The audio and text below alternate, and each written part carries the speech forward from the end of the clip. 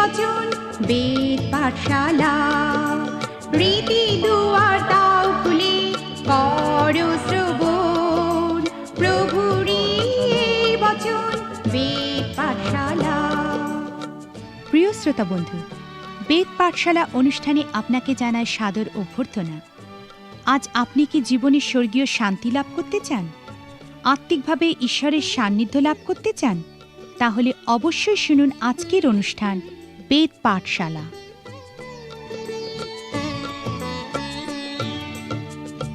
প্রিয় শ্রোতা বন্ধু, আপনাকে আমাদের এই নতুন অনুষ্ঠানে স্বাগত জানাই। এই অনুষ্ঠানে আমরা বাইবেলের প্রথম বই আদিপুস্তক থেকে শেষ বই প্রকাশিত বাক্য পর্যন্ত প্রত্যেকটা বই ধারাবাহিকভাবে অধ্যয়ন করব। এটা খুব বড় একটা ভ্রমণের মতো মনে হলেও খুব শীঘ্রই এই যাত্রা শেষ হয়ে যাবে। আমি ব্যক্তিগতভাবে এই কার্যক্রম সম্পর্কে খুবই উৎসাহী এবং আমার ধারণা খুব শীঘ্রই আপনিও উৎসাহিত হবেন। সুতরাং আসুন আমাদের এই বাইবেল অধ্যয়ন কার্যক্রমে যোগ দিন এবং অন্যকে উৎসাহিত করুন এই অনুষ্ঠানে যোগ দেওয়ার জন্য।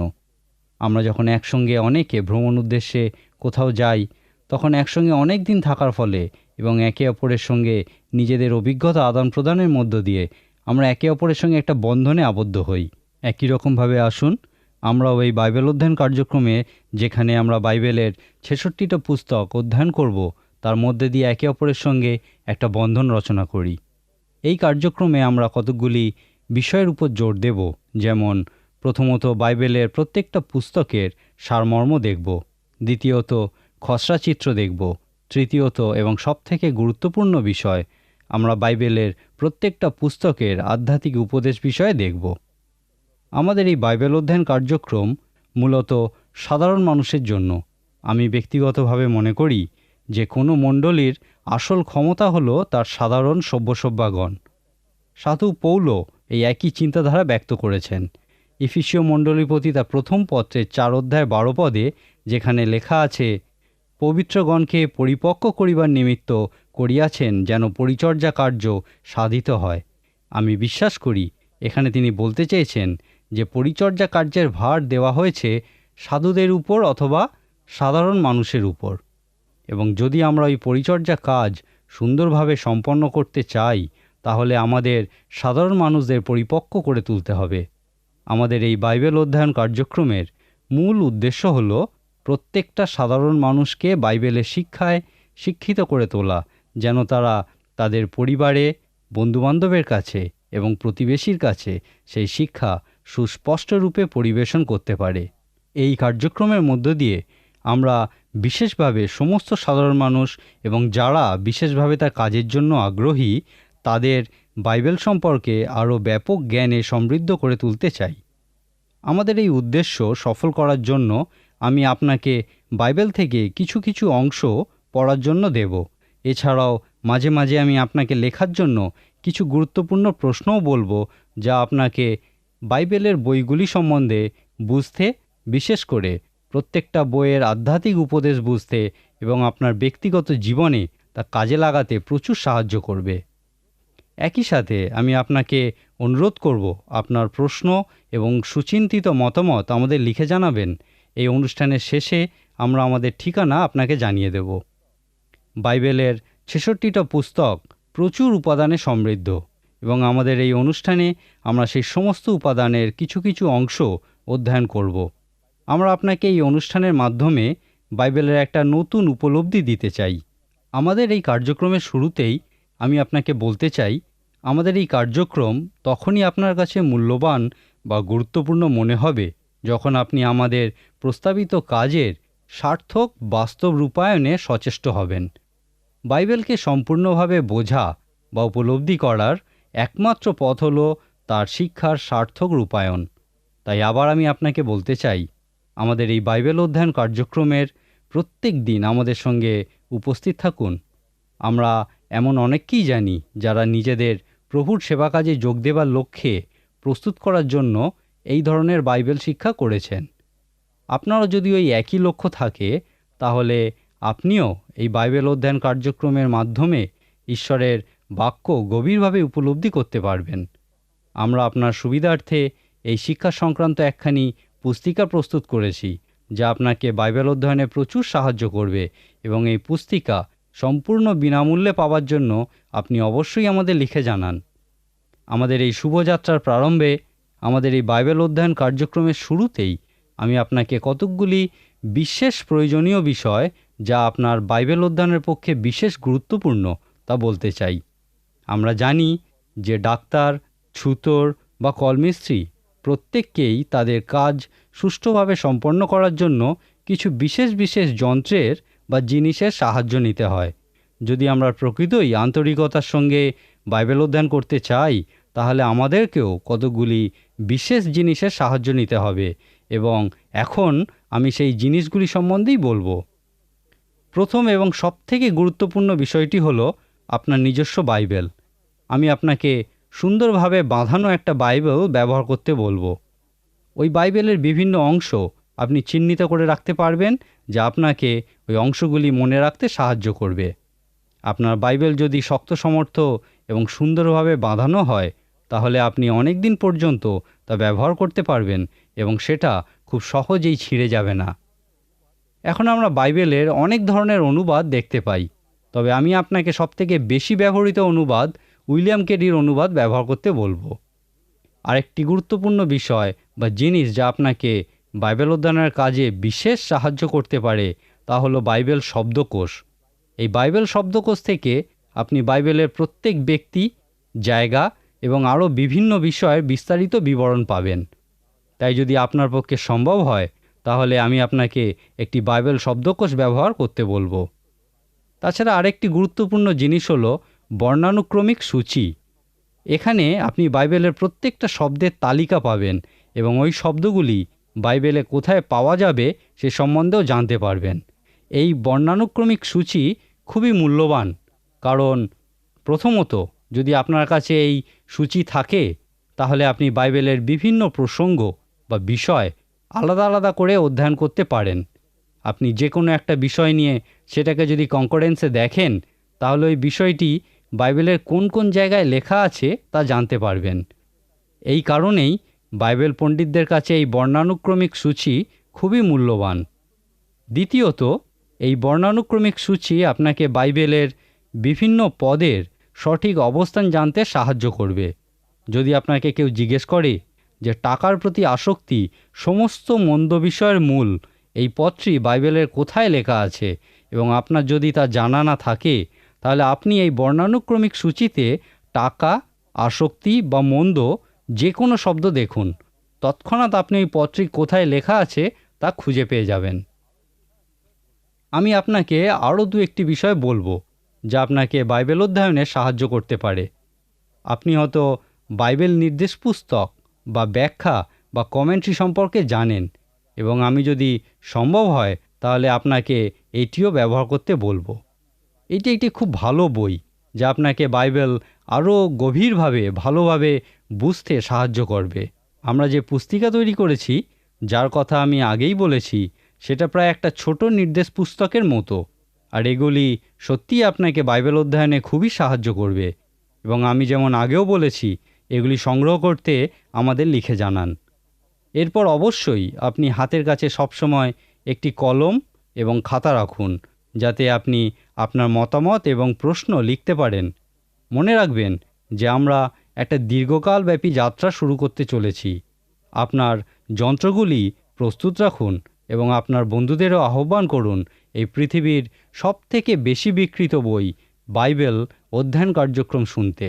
সুসমাচারগুলিতে আমরা দেখতে পাই যে যীশুখ্রিস্ট তার পুনরুত্থানের পর তার শিষ্যদের বাইবেল সম্পর্কে কিছু ঘটনার কথা বলেছিলেন, এবং সেই জন্যেই সে বিখ্যাত উক্তি আমরা বাইবেলে দেখতে পাই যে তারা জীবনে প্রথমবার বাইবেল সম্বন্ধে বুঝেছিল।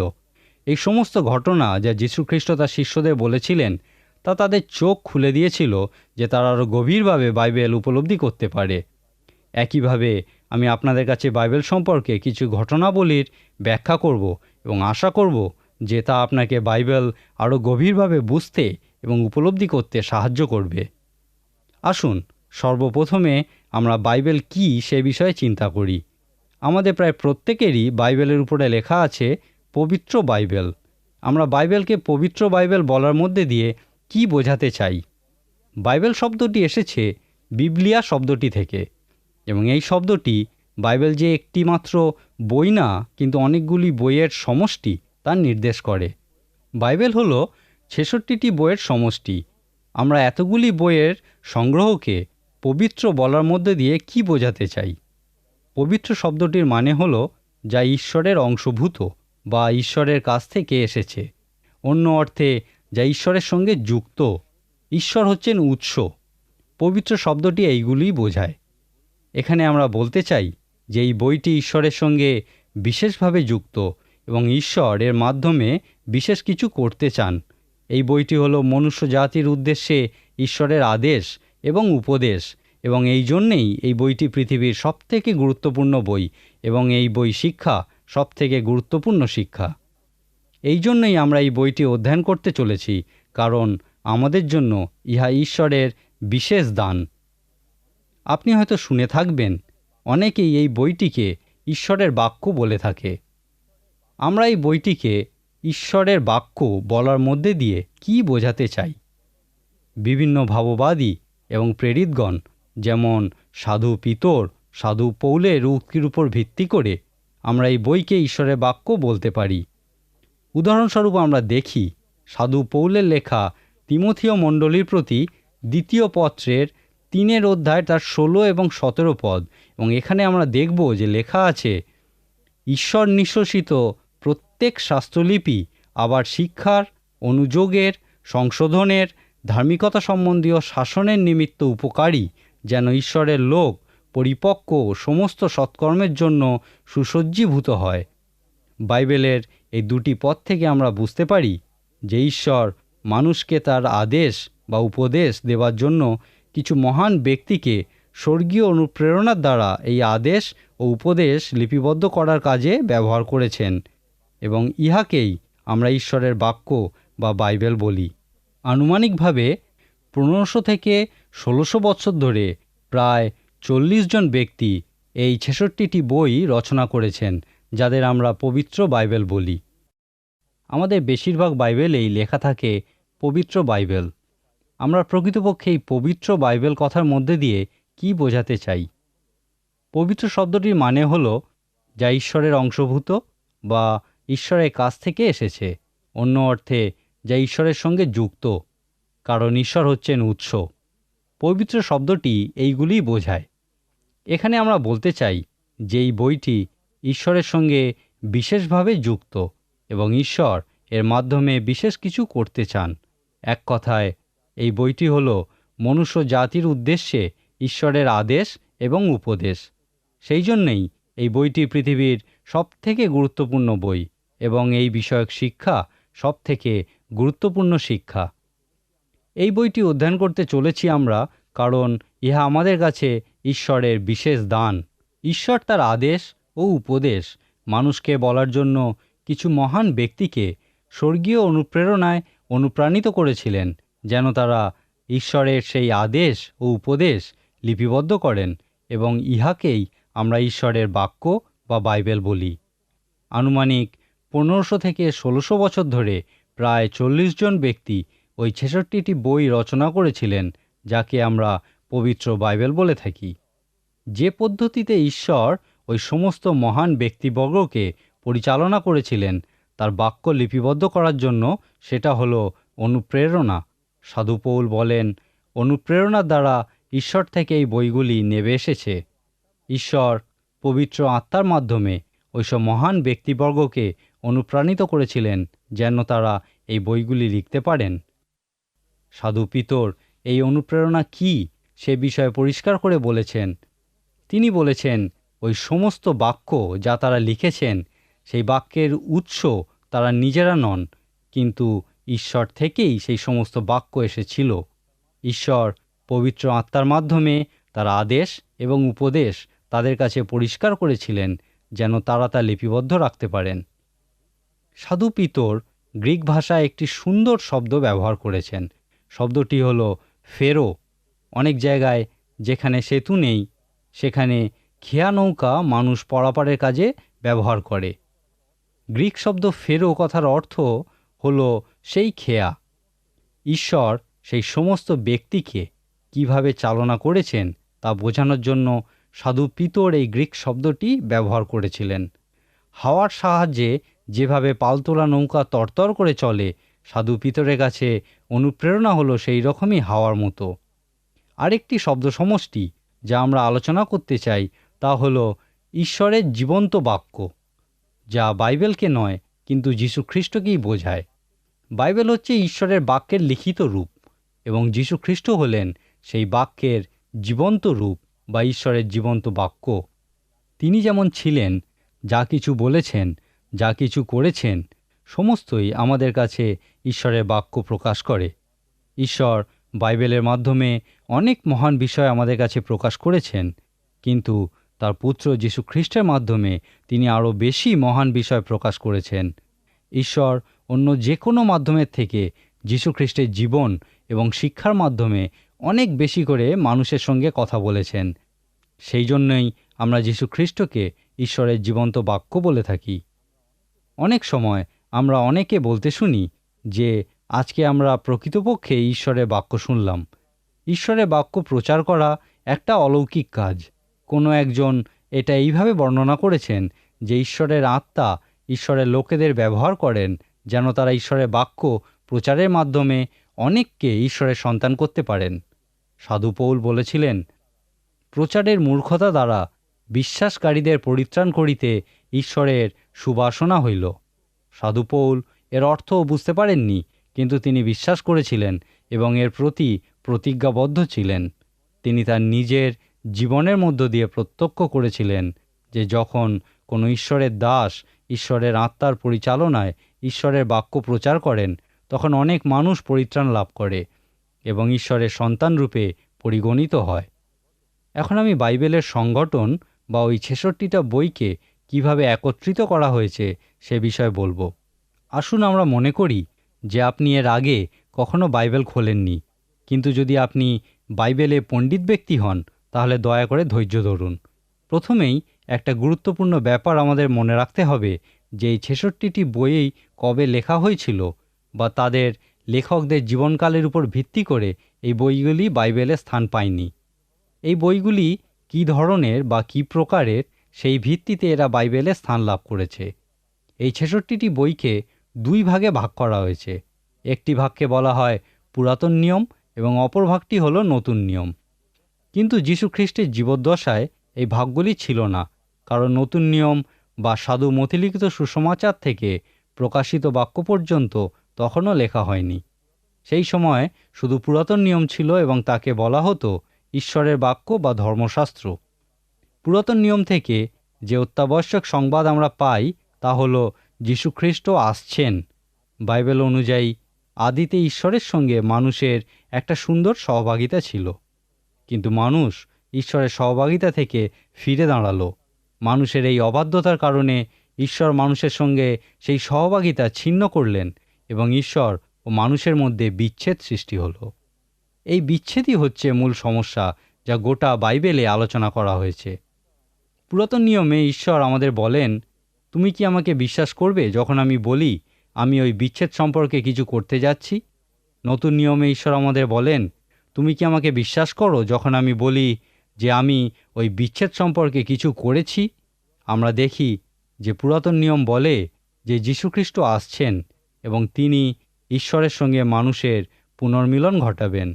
নতুন নিয়ম আমাদের এই সুসংবাদ দেয় যে যীশুখ্রিস্ট এসেছিলেন এবং মানুষের সঙ্গে ঈশ্বরের পুনর্মিলন ঘটিয়েছেন। সাধু মার্ক লিখিত সুসমাচারের দুটি কথায় গোটা নতুন নিয়মকে বোঝা যায়। সেই কথা দুটি হল যীশুখ্রিস্ট এসেছিলেন। পুরাতন নিয়মের 39টি বইকে 5টি ভাগে ভাগ করা হয়েছে। প্রথমত, প্রথম 5টি বইকে বলা হয় ব্যবস্থা পুস্তক এবং এগুলি সরাসরি ঈশ্বর থেকে এসেছিল। এখানে আমরা ঈশ্বর কর্তৃক প্রদত্ত সঠিক ও বেঠিক জিনিসের সংজ্ঞা পাই। এই ব্যবস্থা পুস্তকে আমরা ঈশ্বরের ধার্মিকতার মাপকাঠি দেখতে পাই। এরপরেই আছে 10খানি ইতিহাস বই। এই ইতিহাস বইগুলিতে আমরা দেখতে পাই সেই সমস্ত ঘটনার বিবরণ যখন ইসরায়েল জাতি ঈশ্বরের বাক্য মান্য করেছে এবং আমার আপনার কাছে উদাহরণস্বরূপ হয়েছে, আর যখন তারা ঈশ্বরের অবাধ্য হয়েছে তাদের জীবন আমাদের কাছে ঈশ্বরের সতর্কবাণী হয়েছে। সাধু পৌল তার করিন্থীয় মণ্ডলীর প্রতি প্রথম পত্রে এই কথাই বলেছেন, এই সকল তাহাদের প্রতি দৃষ্টান্ত স্বরূপে ঘটিয়াছিল এবং আমাদেরই চেতনার জন্য লিখিত হইল, আমাদের যাহাদের উপরে যুগকলাপের অন্ত আসিয়া পড়িয়াছে। এরপরই আছে 5টি কবিতা ও জ্ঞানের পুস্তক। এখানে ঈশ্বর তার লোকেদের যারা বাক্যের বাইরে জীবনযাপন করছে তাদের উদ্দেশ্যে তার উপদেশ দিয়েছেন। উদাহরণস্বরূপ দেখি, ইয়োবের পুস্তকে ঈশ্বর তার লোকেরা যখন কষ্ট পাচ্ছে সেই বিষয়ে স্থির থাকার বিষয়ে বলেছেন। গীতসংহিতা পুস্তকে ঈশ্বর তার লোকেদের আরাধনার বিষয়ে উপদেশ দিয়েছেন। আপনি যখন ঈশ্বরের আরাধনা করেন তখন আপনার অন্তঃকরণ কিরূপ হওয়া উচিত সে বিষয়ে সেখানে বলা আছে। হিতোপদেশে দেখি, যখন আমরা বিভিন্ন মানুষের সঙ্গে বিভিন্ন জায়গায় কাজ করি তখন আমাদের চিন্তাধারা, আচার ব্যবহারের বিষয় বলা আছে। কোনো একজন বলেছিলেন যে যখন আপনি ব্যবসা করবেন 2টো জিনিস আপনি লাভ করবেন, টাকা এবং অভিজ্ঞতা। কিন্তু যখন আপনি কিছু বিশেষ মানুষের সঙ্গে ব্যবসা করেন তারা সবসময় টাকা নেয় আর আপনি সবসময় অভিজ্ঞতা লাভ করেন। ঈশ্বর আমাদের এই হিতোপদেশ পুস্তকটি দিয়েছেন যেন আমরা দিনের পর দিন শুধুমাত্র অভিজ্ঞতা লাভ না করি, কিন্তু তিনি চান যেন আমরা মনুষ্য সম্বন্ধযুক্ত বাস্তব জ্ঞান লাভ করি। উপদেশক পুস্তকে আমরা দেখি যে ঈশ্বর যখন তার লোকেরা তাদের অন্তরে সন্দেহ পোষণ করে তাদের জন্য উপদেশ দিয়েছেন। পরম গীতের মাধ্যমে ঈশ্বর ভালোবাসা সংক্রান্ত বিষয় উপদেশ দিয়েছেন। এরপরেই আছে ভাববাদীর পুস্তক। অধ্যায় ও পদের বিচারে এটি সবথেকে বড়। এই ভাগকে আবার 2 ভাগে ভাগ করা হয়। প্রথমত মুখ্য বা প্রধান ভাববাদীগণ এবং দ্বিতীয়ত গৌণ বা অপ্রধান ভাববাদীগণ। মুখ্য বা প্রধান ভাববাদীগণ যে শ্রেষ্ঠ ভাববাদী এবং অন্য ভাববাদীগণ যে নিকৃষ্ট মানের, এই ধারণার উপর ভিত্তি করে কিন্তু এই ভাগ করা হয়নি। এই ভাগ করা হয়েছে বইগুলির কত বড় তার উপর ভিত্তি করে। যেমন যিশয় ভাববাদীর পুস্তকে 66টি অধ্যায় আছে, এই জন্য তাকে মুখ্য বা প্রধান ভাববাদী বলা হয়। একইভাবে জোয়েল ভাববাদীর পুস্তকে মাত্র 3টি অধ্যায় আছে, সেই জন্য তাকে গৌণ ভাববাদী বলা হয়। নতুন নিয়মকেও 5টি ভাগে ভাগ করা যায়। প্রথম ভাগ হলো 4টি সুসমাচার, মথি, মার্ক, লুক এবং যোহন লিখিত সুসমাচার। এখানে আমরা যীশুখ্রিস্টের জন্ম, তার কাজ, মৃত্যু ও পুনরুত্থান বিষয়ে বিস্তারিত বিবরণ পাই। দ্বিতীয় ভাগ হলো একটি মাত্র ইতিহাস বই, প্রেরিতের কার্য বিবরণী। তৃতীয় ভাগে আমরা পাই পত্র, সাধু পৌলের লেখা পত্র, প্রায় অর্ধেক নতুন নিয়ম জুড়েই আছে সাধু পৌলের লেখা পত্র। চতুর্থ ভাগে আমরা পাই সাধারণ পত্র, যা অন্যান্য লেখকেরা সাধারণ মানুষদের জন্য লিখেছিলেন। এবং নতুন নিয়মের শেষ ভাগ বা শেষ বই হলো ভাববাণী বিষয়ক বই বা প্রকাশিত বাক্য। এই বইটি বোঝার জন্য আমাদের পবিত্র আত্মার শিক্ষার প্রয়োজন আছে। এই বইটির প্রথম বাক্যটি লেখা আছে যীশুখ্রিস্টের প্রকাশিত বাক্য। আপনি দেখলেন যে বাইবেলে 66টি বই কবে লেখা হয়েছিল তার ভিত্তিতে তারা জায়গা পায়নি, কিন্তু কী ধরনের বই তার ভিত্তিতে তারা জায়গা পেয়েছে। আমরা দেখলাম পুরাতন নিয়মের 5টি ভাগ, যেগুলি হলো ব্যবস্থা পুস্তক, ইতিহাস বই, কবিতা ও জ্ঞানের বই, মুখ্য ভাববাদীগণের বই ও গৌণ ভাববাদীগণের বই। নতুন নিয়মের 5টি ভাগ, 4টি সুসমাচার, একটি ইতিহাস বই, সাধু পৌলের পত্রাবলী, সাধারণ পত্রাবলী এবং প্রকাশিত বাক্য। যীশুখ্রিস্ট কিছু ঘটনা বর্ণনার মাধ্যমে তার শিষ্যদের চোখ খুলে দিয়েছিলেন যেন তারা বাইবেল গভীরভাবে উপলব্ধি করে। আর আজকে এটাই আমার প্রার্থনা যে আমি আজকে যা বললাম তা আপনাদের বাইবেল গভীরভাবে উপলব্ধি করতে সাহায্য করুক। আরেকবার আমি আপনাকে পুরাতন নিয়ম ও নতুন নিয়মের মূল বক্তব্যগুলি মনে করিয়ে দিই। পুরাতন নিয়মের মূল বক্তব্য হচ্ছে যীশুখ্রিস্ট আসছেন এবং নতুন নিয়মের মূল বক্তব্য হচ্ছে যীশুখ্রিস্ট এসেছিলেন। এখন আমি আপনাকে আপনার প্রথম কাজ দেব। কাজটি হলো আপনি বাইবেলের বইগুলির নাম মুখস্থ করতে চেষ্টা করুন। আজকে আমাদের সময় এখানেই শেষ। আমাদের পরের দিনের অনুষ্ঠানে যা পৃথিবীর সবথেকে গুরুত্বপূর্ণ শিক্ষা, সেই বাইবেল শিক্ষা বা বাইবেল অধ্যয়ন কার্যক্রমে আমাদের সঙ্গে উপস্থিত থাকুন এবং অন্যকেও আমাদের সঙ্গে এই কার্যক্রমে যোগ দিতে আহ্বান জানান। ঈশ্বর আপনার মঙ্গল করুন। প্রিয় শ্রোতা বন্ধু, বেদ পাঠশালা অনুষ্ঠানটি কেমন লাগলো এবং আপনি যদি বিনামূল্যে বাইবেল অধ্যয়ন সহায়ক পুস্তিকা পেতে চান তাহলে পত্রের মাধ্যমে, ইমেলে অথবা ফোনে আপনি আমাদের সাথে যোগাযোগ করতে পারেন। আমাদের ফোন নম্বর হল 24380045। ইমেলের জন্য লিখুন bengalivp@radiovv.org।